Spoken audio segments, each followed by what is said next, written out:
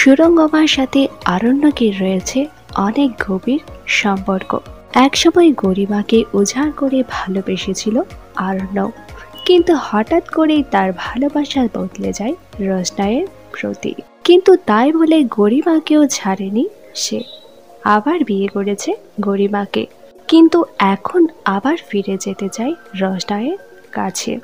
কিছুদিন পরেই জন্ম নেবে আরণ্যক এবং গরিমার সন্তান, এবং এর পরবর্তীতে রয়েছে বড়সড় টুইস্ট।